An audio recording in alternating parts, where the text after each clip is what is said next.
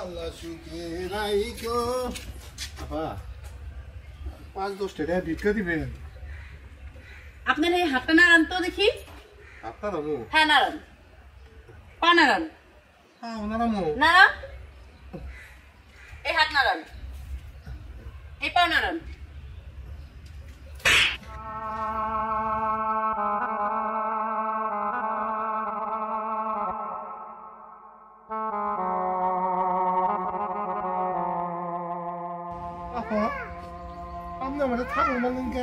আপনি কিন্তু থাপ্পড় মারি নাই, আপনি সারাটাকে থাপ্পড় মারছি। এই থাপ্পড়টা এই কারণে দিছি যেন আপনার মনে থাকে ভিক্ষা করার আগে। শুনেন, আপনি একটা জোয়ান মানুষ, হাত পা আপনার সব ভালো আছে, আপনি ভিক্ষা করেন কেন? হ্যাঁ শুনতে চাই। কোন লোক আছিলাম, আমার মিল ইন্ডাস্ট্রি সবকিছুই আছিল, কিন্তু ব্যবসা করবার যায় আমার পার্টনার আমার সব টাকা পয়সা বাইরে দিয়ে যায়। তারপরে আমি রাস্তার ফকির হয়ে গেছি। আমার একটা মেয়ে আছে, ওর ব্লাড ক্যান্সার। টাকার অভাবে আমি ওর চিকিৎসা করবার পারি না, তাই দিন উপায় হয়ে আমি ভিক্ষা করি। আমার মেয়ের চিকিৎসার জন্য আমি ভিক্ষা না, আমি আরো কিছু করবার পারি। আর হইছে, আপনার নাকে কান দাঁড় কানতে হইব না। কত যে কৌশল আপনাদের মতো মানুষ জানে সেটা আমার জানা আছে। আমি কৌশল করি, আমি কৌশল করি। আমার মেয়েটারে আমার বাঁচাইতে হবো, তার জন্য আমি সব কিছু করবার পারি।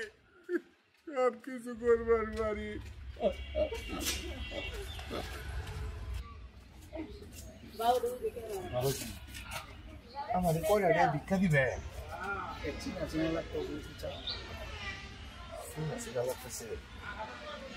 নীলার বাপ না আপনি? ও আমি তো নীলার বাপ। এই অবস্থা গে চাচা, আপনি তো অনেক সম্মানী, অনেক কোটিপতি মানুষ, আপনি ভিক্ষা করতেছেন কে? ভিক্ষা যে কেন করতেছি বাবা, নীলা তো খুব অসুস্থ। কি হয়েছে ওর তো ব্লাড ক্যান্সার। আমার ব্যবসা বাণিজ্য আমি লস খাইয়া আমি আজকে রাস্তার ফকির হয়ে গেছি। নীলার চিকিৎসার টাকা জোগাইতে আজ আমি ভিক্ষা করতেছি। আচ্ছা আচ্ছা, কাইন্দেন না। নীলার কি চিকিৎসা আর্জেন্ট দরকার? আর্জেন্ট চিকিৎসা দরকার, তা না হলে আমার নীলারে আমি বাঁচাইতে পারি। চাচা কাইন্দেন না চাচা। আচ্ছা বটতলাটা আছে না, বটতলার সামনে আপনি আমার সাথে বিকালে দেখা করেন। তাহলে আমাদের একটা সংগঠন আছে, ওই জায়গায় যা পারি আমি আপনার চেষ্টা করুন, আপনার একটা ব্যবস্থা করে দেবেন। আচ্ছা ঠিক আছে বাবা, ঠিক আছে? আমি অবশ্যই আমি আপনি যেহেতু তারপরে কোটিপতি আসলে আপনি টেনশন করবেন কে লেগা, ভিক্ষা করবেন কে লেগা? আমরা আছি না, আমরা এলাকার সবাই মিলা, সংগঠন মিলা আমরা এটা আপনার একটা হেল্প করুন।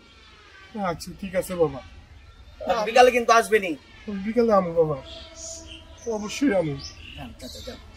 আচ্ছা ঠিক আছে, আসসালামু আলাইকুম। ওয়ালাইকুম আসসালাম। আল্লাহ তোমারে বাঁচিয়ে রাখুক বাবা, আল্লাহ তোমারে বাঁচিয়ে রাখুক। কেউ আছেন নাকি গো? আল্লাহ রাস্তায় আমার কয়টা ভিক্ষা দেন।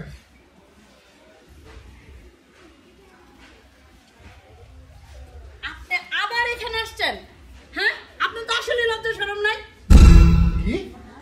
আমার লজ্জা শরম নাই? না, আপনি লজ্জা শরম নাই দেখি তো আবার ভিক্ষা চাই বেড়াইছেন।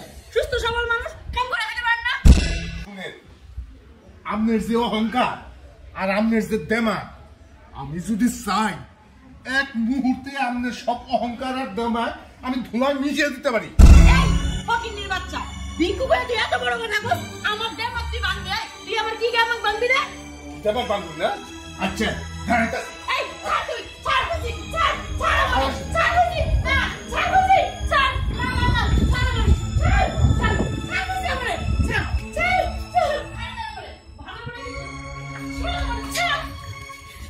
আমি যদি চাইতাম এই মুহূর্তে সব দেমাগ আর অহংকার আমি চূর্ণ বিচূর্ণ করে দিতে পারতাম, কিন্তু না, আমি ওই ধরনের মানুষ না। আসলে আমার উচিত হয়নি ওনার সাথে এরকম খারাপ ব্যবহার করা। উনি তো ইচ্ছা করলে পারতো আমার কোনো ক্ষতি করতে, কিন্তু না তো, সে আমার কোনো ক্ষতি করে নাই। আসলে উনি বিপদে পড়েই ভিক্ষার থালা হাতে নিছে। আসলে এত কষ্ট ওনার ভিতরে আমি এখন বুঝতে পারছি। লোকটা তো যা করতেছে ওনার মেয়ের জন্য করতেছে।